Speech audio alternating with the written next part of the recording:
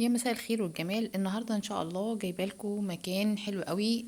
طبعا العلمين الجديده احنا عارفين ان هي الاسعار فيها حلوه قوي، واسعار طبعا عاليه واسعار متوسطه. طيب، يلا بينا هنشوف مع بعض كده شقه تحت الانشاء، وخلال فترات قريبه هتتم فيها التجهيزات والانتهاء منها. فقلنا نفرجكم عليها ونشوف الاسعار عامله ازاي، وهناك الوضع فيه شكله ايه وعامل ايه. تعالوا كده نشوف. هنا الأسعار بتبدأ من المتر الواحد، مثلا عندك من 20 ألف للمتر. بتبدأ على حسب اختلاف الموقع وانتهاء الموقع قربه وبعده للشاطئ، وبالنسبة للرؤية برضو، وبالنسبة لي تختلف من المكان، من حيث القرب ومن حيث البعد للشاطئ.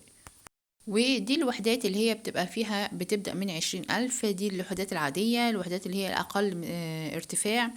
ده غير الأبراج اللي هي الأبراج العالمين العالية المعروفة، اللي هي بتبقى فيها بتبدأ بقى الأسعار هناك من 50 ألف و60 ألف للمتر.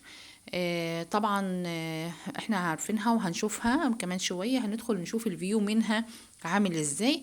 هفرجكم من البلكونة بتاعتها الفيو بتاع الشاطئ عامل ازاي، والبحر والمدينة عاملة ازاي. طبعا هي الشقة تحت الإنشاء لسه، ولكن انا حبيت اجيب لكم منها الوضع شكله ايه، بحيث اللي يحب يشتري او يحب يتعرف على المكان كأنه شافه بالظبط جوه وبره. حبيت انقل الصورة للجميع.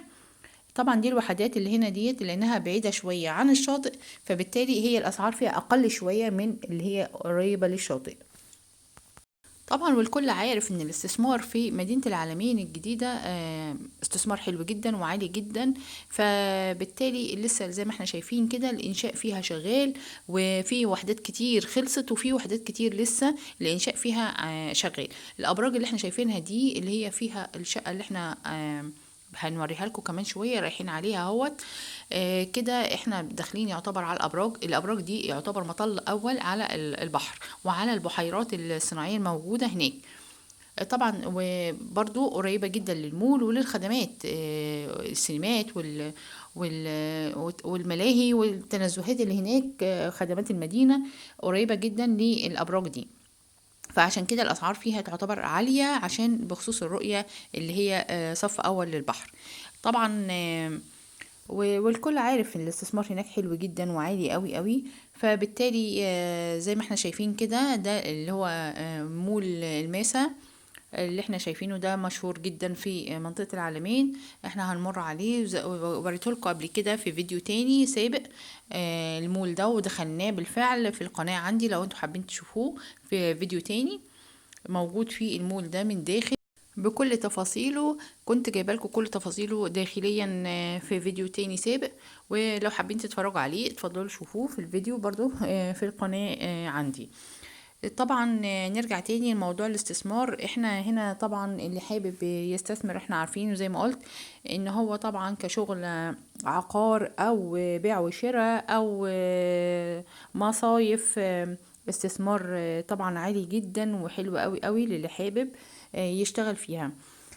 طبعا زي ما احنا شايفين هنا كده ده نهاية المول، والمناظر طبعا جميلة جدا وحاجة كده روعة في منتهى الجمال. حاجة كده فخر فعلا ان احنا هنا ايه في مصر.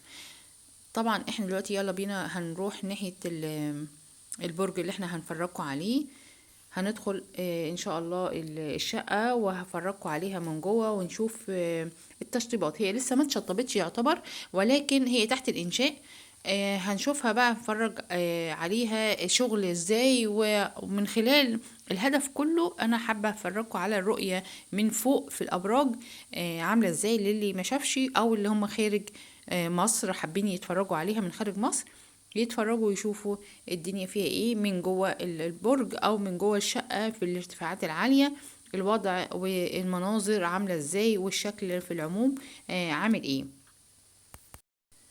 يلا بينا كده هنبدأ ندخل ان شاء الله على الشقة، وهنشوف كده مع بعض شكل الفيو والرؤية عاملة ازاي. يلا بينا اتفرجوا كده هنا في البلكونة بتاعة الشقة. هنا بتطل على البحيرة، وهو البرج اللي جنبنا المفروض. ودي المطلات بتاعه البرج. شايفه العلمين كلها، ده المول اللي احنا لسه شايفينه من شويه وموريه لكم. كده الشقه اهي موجوده تحت التشطيب، موجوده ده الرخام بتاعها وده السيراميك بتاعها، دي كده البيبان.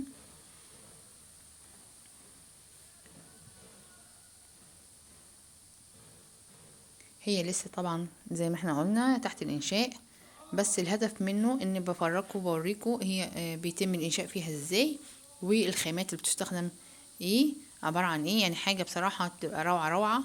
يعني حتى المدافن بتاعة الكهرباء، الحاجة السباكة التشطيبات كلها بصراحة بتبقى حاجة عالية جدا.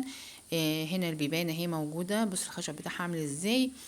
والأهم من ده كله طبعا الرؤية بتاعة البحر، الرؤية بتاعة المدينة، رؤية المكان كله. هنا ده الرخام بتاعها، السيراميك، الأرضيات. طبعا الحاجة كده في منتهى قمة الروعة والجمال. طبعا البلكونة بتبقى سكريت، جودته عالية جدا، والسمك بتاعه كبير وعالي. طبعا نوع نظيف، حاجة كده مستوردة بصراحة، بتبقى شفتها بنفسي، حاجات حلوة قوي قوي وما يتخافش منها. يعني بصراحة حاجة وشغل، خامات، كلها حاجات بصراحة بتبقى مستوردة. فثقة يعني استخدام للحاجة دي عالية قوي قوي. فطبعا حبيت افرجها لكم ونوريكم اللي حابب يشتري او يستثمر حاجة هناك، اهلا وسهلا بيه. وطبعا اتمنى تكون الجولة بتاعت النهاردة عجبتكم، وان شاء الله جولات تانية في اماكن تانية، وبامر الله ندخل المرة الجاية على راس الحكمة ان شاء الله في مشروعات راس الحكمة الجديدة. اتشرفت بمعرفتكم النهارده، واتمنى الفيديو النهارده يكون عجبكم. ولو عجبكم الفيديو اتمنى لايك وشير وسبسكرايب للي حابب يتفرج عشان يوصلكم كل جديد. اشوفكم في فيديو جديد ان شاء الله. باي باي.